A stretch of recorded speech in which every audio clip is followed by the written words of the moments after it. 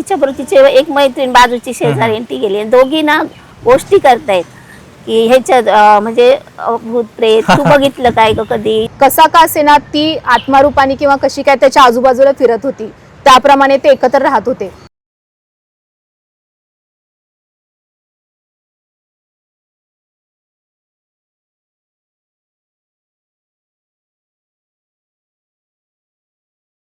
पूर्वी कशी लोक अशी म्हणजे एक समज होता म्हणजे लोकांचा की ते निर्जन स्थळी एकाकी स्थळी गेल्यावर ना असं म्हणायचं नाही मी कधी बघितलं नाही, भूत बघितलं नाही, आत्मा बघितलं नाही असं. म्हणजे पूर्वी अजून पण लोक म्हणतात, पण तेव्हा एकदम म्हणजे लाईट वगैरे नव्हती किंवा एकदम घरं अशी एकाकी अशी होती, एका अरण्यात 4-5 घरं, 4 खेडेगावातनी लांब लांब घरं असायची आणि त्यामुळे असे समज खूप होते पूर्वी. आता तशी म्हणजे तेवढे नाही, आता घरं वगैरे भरपूर झाले, लोक सुशिक्षित झाले आणि तेवढे मानत पण नाहीत जास्त. तर आमच्याच एका म्हणजे आतेची चुलत आतेची एक मैत्रीण होती. तर पूर्वी कसं म्हणजे फार पूर्वी, आता पण पाळतात म्हणजे महिला जेव्हा 5 दिवस पाळतात म्हणजे जे बाहेर राहायचे असतात तेव्हा असं असायची म्हणजे पूर्ण बाहेर झोपायचं एकतर किंवा पाठीमागच्या खोलीमध्ये असे 2च रूम असायचे, बाहेरची खोली तर पाठीमध्ये त्यांना एंट्री नव्हती असं पूर्वी होतं. आणि एकदम म्हणजे 20-25 वर्षापूर्वी सगळ्यांचीच असे संडास बाथरूम असे नव्हते घराकडे, तर लांब असे जाऊन ते हे करत होते एकदम. तर अशीच त्या आमच्या आतेची एक मैत्रीण होती, तर ती जेव्हा ही होती म्हणजे जेव्हा तिची पाळी आलेली तेव्हा ती ह्याला गेलेली 2 नंबरला अशी बाहेर गेलेली आणि तिच्याबरोबर तिचे एक मैत्रीण बाजूची शेजारी ती गेली, दोघी ना गोष्टी करतायत की ह्याच्यात म्हणजे भूत प्रेत तू बघितलं काय ग कधी. मी बघितलं, ती सांगते नाही मी कधीच बघितलं नाही, मी कधीच बघितलं नाही, ही सांगते आतेची मैत्रीण.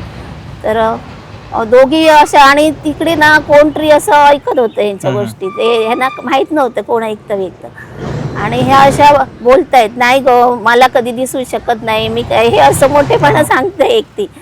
आणि नंतर कायला तिची पाळी असल्यामुळे कसं ते एकदम खेडेगाव होतं, त्याच्यामुळे तिला बाहेरची ओसरी असते, बाहेर एक खोली असते मुद्दाम अशी काढलेली जे ह्या पाळीला आलेल्या लोकांचं. तर ती तिकडे होती त्या बाहेरच्या खोलीत आणि रात्र झाली तर अशी बाहेर आवाज यायला लागला तिला, तिचं नाव घेऊन ग उषा, म्हणजे उषा नाव होतं तिचं, उषा उषा उठ तू कधी बघूक नाही ना माका, तू कधी बघूक नाही माका, बघ बघ असं ती म्हणायला लागले तिला.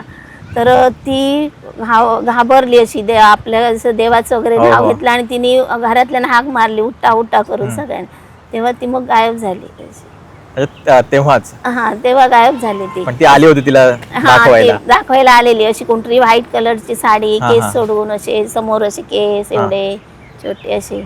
आणि तिला त्या ह्याच्यात सांगते म्हणजे कुंपणाच्या आत नाही आली, त्यांची बाहेरूनच होती, बाहेर होती. पण त्याला दरवाजा नसतो ना, ती ओसरी फक्त अशी ओपनच असते. ती ओपन असते पण ते मेन गेट असतं ना असं घराचं कुंपण, ते कुंपणाच्या बाहेर होती, आत पण नाही आली.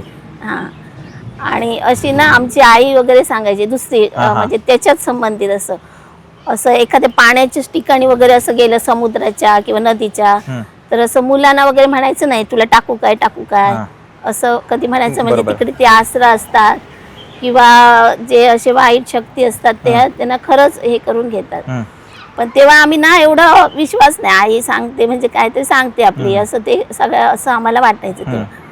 पण त्याच्यानंतर हल्लीच ना असं एक आमच्या इकडे घटना झाली समुद्रात, आमच्या जवळच्या समुद्रात, की म्हणजे अशी घाटमाथ्यावरची बाई आलेली आणि एकदम छोटं मूल, म्हणजे ते आमच्या म्हणजे एकदम बघण्यात म्हणजे घडली गोष्ट.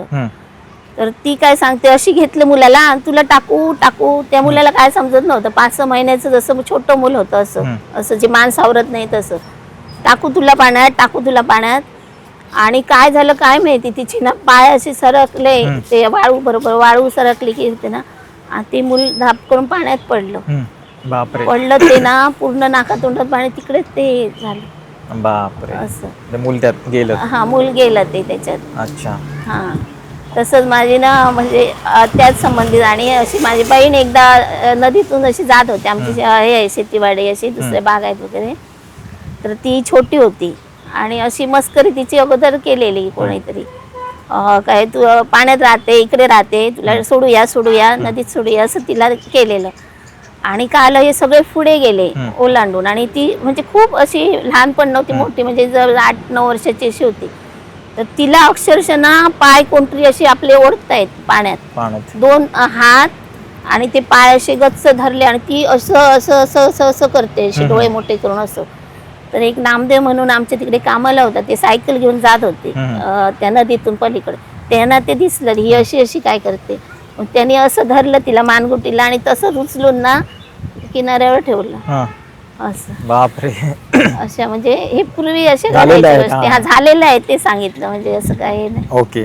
म्हणजे लोक सांगतात ना असं काय आपल्याला म्हणजे मी कधी बघितलं नाही काय नाही असं म्हणतात, तसं आपण कुठच्या पण जागेवर म्हणायचं नाही. एक शहर असं कुठेतरी वर्दळीच्या ठिकाणी ठीक आहे. आता आपण ज्या जागेवर बसलो त्याच्याबद्दल काय मागे आपल्या स्मशान आहे.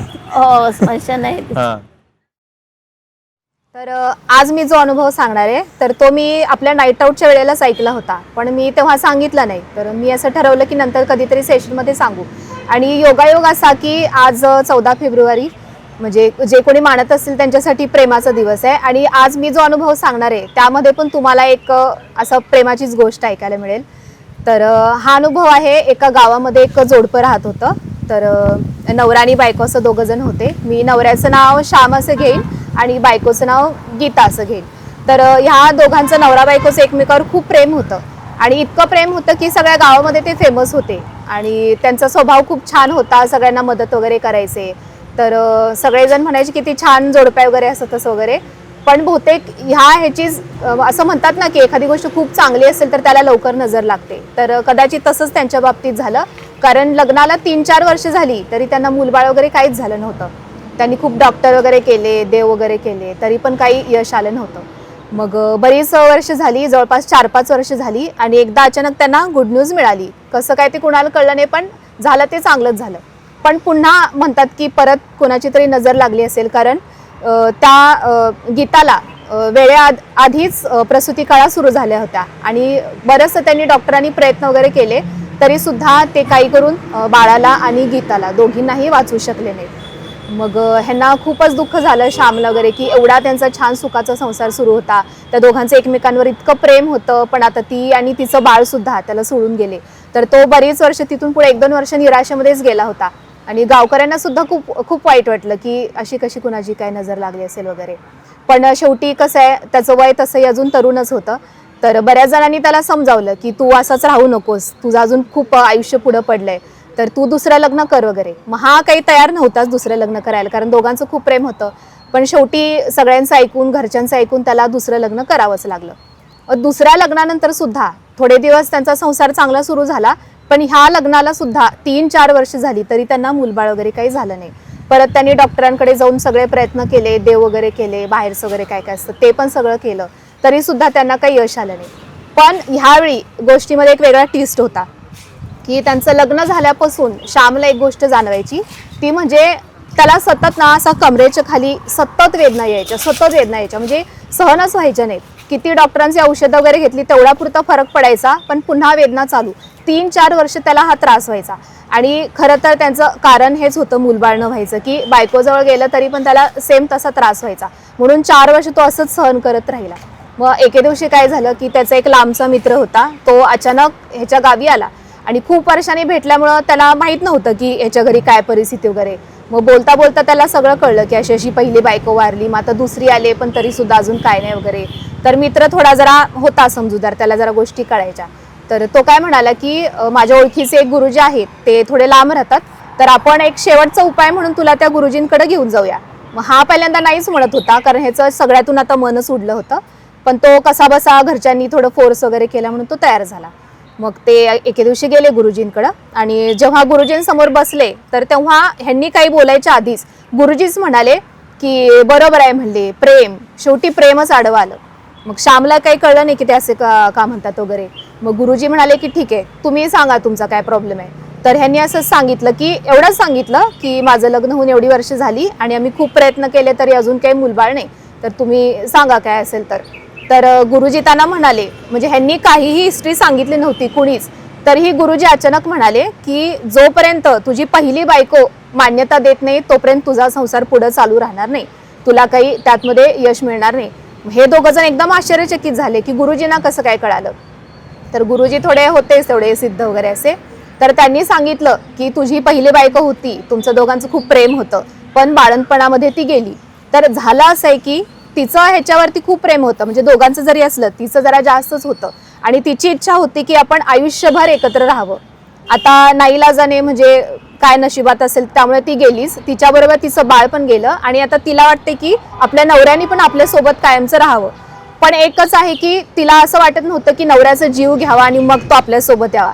कसा का असेना ती आत्मारूपाने किंवा कशी काय त्याच्या आजूबाजूला फिरत होती, त्याप्रमाणे ते एकत्र राहत होते. पण जशी दुसरी बायको आली तसं तिला ते आवडलं नाही. पण ती असं काय त्रास वगैरे देत नव्हती, तिला एवढंच होतं की माझ्यापासूनच त्याला काय असेल ते मूल मिळालं पाहिजे होतं, हिच्यापासून नको. म्हणून तिनं असं काहीतरी वगैरे करून त्याला तो त्रास सुरू केला होता. मग हा त्रास थांबवायचा कसा, तर मग गुरुजींनी आपलं नेहमीप्रमाणे काहीतरी सांगितलं त्यांना, होम वगैरे करा, असं तसं वगैरे खूप काय काय वगैरे गुरुजींनी केलं. आणि शेवटी मग एकदाच त्यांनी त्यांच्या गावामध्ये वगैरे गेले जिथं राहत वगैरे होते, तिथं मग त्यांनी तो यज्ञ वगैरे केला. पण तरी सुद्धा त्याचा त्रास जवळपास 15 दिवस चालू राहत होता. मग आता काय करायचं. मग शेवटी गुरुजी म्हणाले की असं कर, तू तुझ्या दुसऱ्या बायकोला बोलव. मग दुसरी बायको सुद्धा समोर आली, म्हणजे ते होम वगैरे करताना तिला सुद्धा बोलवलं आणि ते तिला म्हणाले की तू त्या पहिल्या बायकोला म्हणजे मनातल्या मनात नमस्कार वगैरे करून तिला सांग की तू आता काही म्हणजे काळजी करू नको, तुझ्या नवऱ्याची मी पूर्णपणे काळजी घेईन, त्याला कसलाही त्रास होऊ देणार नाही. तुझी इच्छा असेल तर आम्ही मुलाचाही विषय सोडून देतो, पण तू म्हणजे असं काही ह्यांना त्रास वगैरे देऊ नको, ह्यांची तब्येत वगैरे व्यवस्थित ठेव. आणि काय माहिती म्हणजे काय चमत्कार झाला की काय हे सगळं झालं आणि त्याच्या दुसऱ्या दिवसापासून त्याचा त्रास पूर्णपणे थांबला. आणि त्याच्यापेक्षा चांगली गोष्ट म्हणजे पुढच्याच वर्षी त्यांना गुड न्यूज सुद्धा मिळाली, म्हणजे त्यांच्या घरी पाळणा हल्ला. मग ह्याच्यातून एक असं म्हणजे लोकांनी असा निष्कर्ष काढला की ठीक आहे, म्हणजे तिचं त्याच्यावर प्रेम होतं, पण शेवटी तिला कळलं की आपल्यापेक्षाही कुणीतरी इतकं प्रेम करते की आपल्या नवऱ्यासाठी तिनं स्वतःचं जे म्हणजे महिलेचं खूप हे असतं की एक बाळ वगैरे ते सुद्धा ती कुर्बान करायला तयार होती. आणि हे बघून मग ते पहिल्या बायकोचं थोडंसं नरमली ती आणि तिनं मग त्रास द्यायचं बंद केलं. तर असा होता हा अनुभव. Okay, thank you. तर हा व्हिडिओ कसा वाटला हे कमेंट बॉक्समध्ये नक्की सांगा. आणि हो, आपल्याकडे दर शनिवारी रात्री 11 वाजता भूतांचे किस्से नावाचं लाईव्ह हॉरर सेशन असतं, ज्यामध्ये प्रेक्षकांनी स्वतः अनुभवलेल्या खऱ्या खुऱ्या भूतांच्या घटना ते स्वतः सांगतात. तेव्हा तुमच्याकडे देखील असे भूतांचे किस्से असतील तर भेटूया येत्या शनिवारी रात्री 11 वाजता फक्त काजवा यूट्यूब चॅनलवर. आणि असेच अंगावर शहारे आणणारे अनुभव ऐकायचे असतील तर आपल्या चॅनलला सबस्क्राईब करायला विसरू नका. भेटूया लवकरच. तोपर्यंत काजव्यासारखे नेहमी चमकत रहा. धन्यवाद.